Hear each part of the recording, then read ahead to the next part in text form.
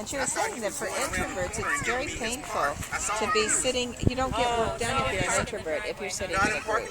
Because you need, and you're not an introvert, but I think even you would have trouble. But Well, the thing is that I worry about being too outspoken and too bossy, and so I'm constantly, saying, "Well, what do you think? What do you?" Even though how I'd like to do things. yeah, well, I'm that way too. In lab, it's sort of like, well, I think maybe this would be a good way to start, but what do you think? Whereas if I was working by myself, I would have started 5 minutes ago. Well, see, what I often do is I just barrel in and say, well, this is how I think we ought to do it. What do you think?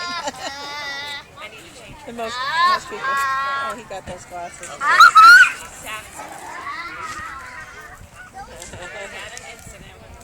Yeah, we had a lab and we had an odd number of people. He's like, oh, will anybody volunteer to go by themselves? I'm like, well, I suppose. And I got a perfect score on that lab.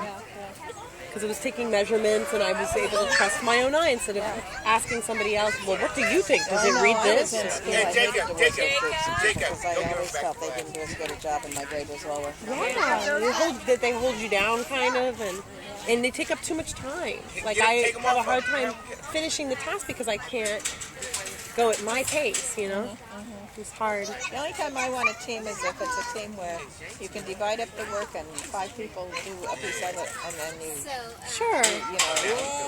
And you only get together at the end to put it together. And I work pretty well. There's this one woman that I work with in the office when we have to put together the presentations.